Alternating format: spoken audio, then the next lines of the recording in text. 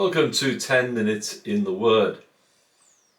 If you have been following this series of teaching devotionals with me, you may be perhaps getting a bit weary of hearing me say that Hebrews is more of a sermon than a letter.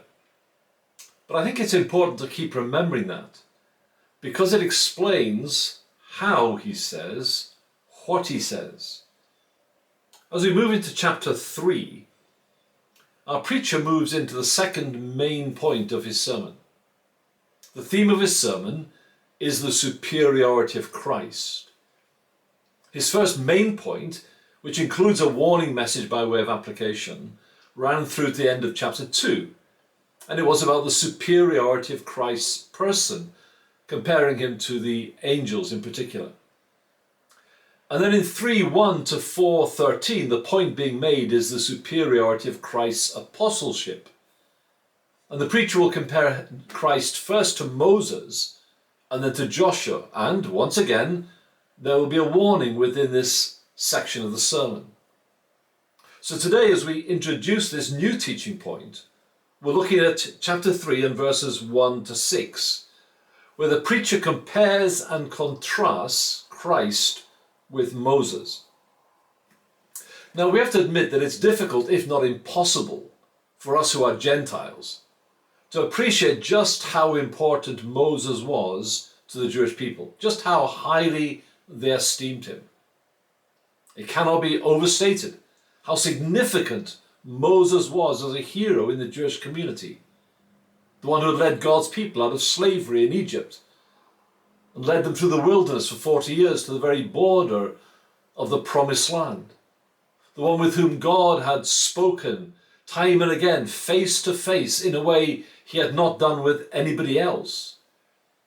The one who had performed miraculous signs that no one else had ever done. And here's Moses' epitaph, as it were. It comes at the end of Deuteronomy. Let me quote: "There has not arisen a prophet since in Israel like Moses, whom the Lord knew face to face.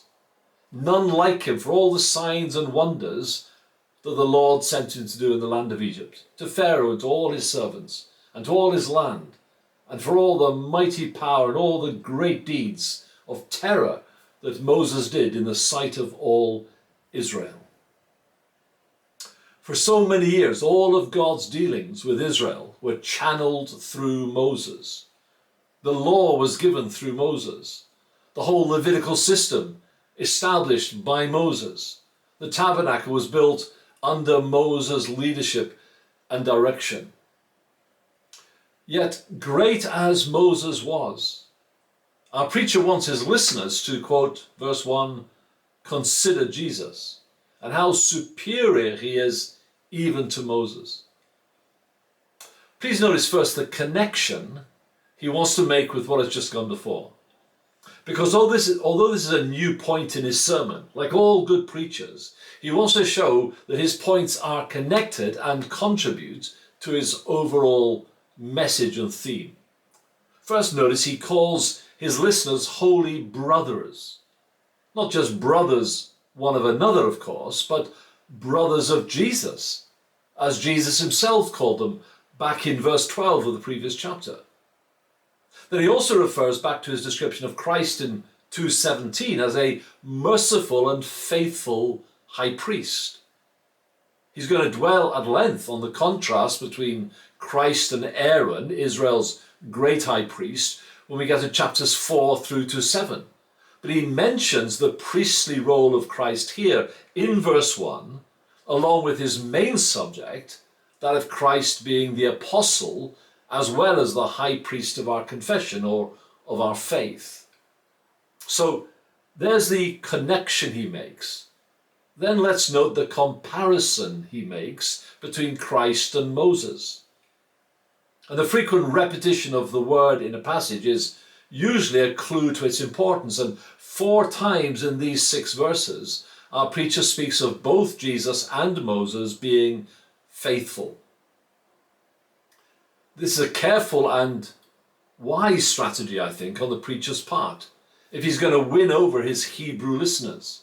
He doesn't want in any way to disrespect or to disparage the name of someone they so greatly revere. And so he begins by commending Moses for his faithfulness to the task that God gave him.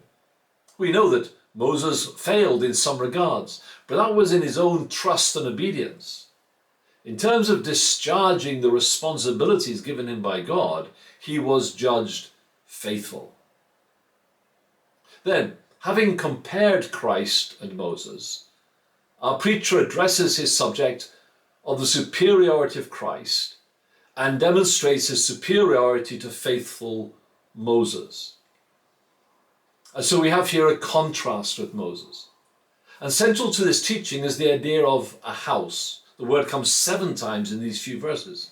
Now, it refers, of course, not to a physical building, but to the people of God, the true Israel within the covenant Old Testament people of God, and the true church, which embraces both Old and New Testament believers. Now, I think the arguments that our preacher makes are relatively plain and straightforward, so let me just point them out to you. Jesus has, says our writer, been counted worthy of more glory than Moses, because, first, verses 3 to 4, Christ is the builder, not just of the house of Israel and the house of the church, but of all things. And Moses is actually part of that house. And then, second, in verses 5 and 6, Jesus is worthy of more honor because Moses was a faithful servant, but Christ was and is a faithful son. So as faithful as Moses was, Christ's status and honor is so much the greater. Jesus' relationship with God was as a father who always belonged to the family, not a contractual employee who only stays for a set time. Jesus shared in the family privileges and inheritance, while a servant cannot expect such things for a moment. So it's right that the Hebrew people, and indeed we too, should honor and respect Moses, one of the most significant people in all of the history of God's redemptive purposes. But we should give to Christ the Son so much more glory and honor because of who he is and what he has done. And then this section closes with a thought that is both precious and challenging. Notice in the last verse, we are his house, that is God's house, says the preacher. Isn't that wonderful? Shouldn't, of course, come as a surprise because we who are believers have already been described as Christ's brothers and as his children. So we are members of the family of God, members of the household of faith. But how can we be so sure of that? Well, says our preacher, we are members of God's house if we hold fast our confidence and our boasting in our hope. You see that? If. Now, let's be clear what the preacher is not saying. He is not saying that we are saved if we hold fast to and continue to trust God. That would basically mean that our salvation, or at least our continued salvation, depends on our efforts. No, it's not that we are saved if we keep trusting, but rather that by keeping on trusting, we prove that we are genuinely saved and a member of God's household. The only certain guarantee that you are truly a child of God is that you go on, persevering in your faith and walk with God, despite all the times you fail so miserably, as do we all. But just in case that makes you feel nervous and unsure, because you are aware, as you ought to be, of your weakness and failings, I want to encourage you with this biblical truth. You may be weak, but God is strong. And as Jude tells us at the end of his short letter, quote, he is able to keep you from stumbling and to present you blameless before the presence of his glory with great joy. Do you remember the words of Jesus in the mouth of Isaiah, in Isaiah 8 that we looked at 2 or 3 studies ago? Behold, I and the children whom the Lord has given me.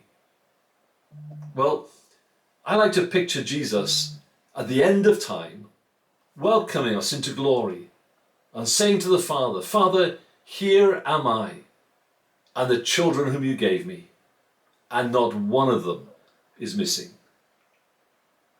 But if someone says they trust and follow Christ and then turn back and away, then it has to be said that some of these Hebrew believers will be tempted to do that. Then they will actually reveal that they were never truly saved in the first place. We are not members of God's family, of God's house, unless we believe and keep on believing to the very end of our lives. And that's what our preacher is going to warn us about in the next verses, which we'll consider in the next study.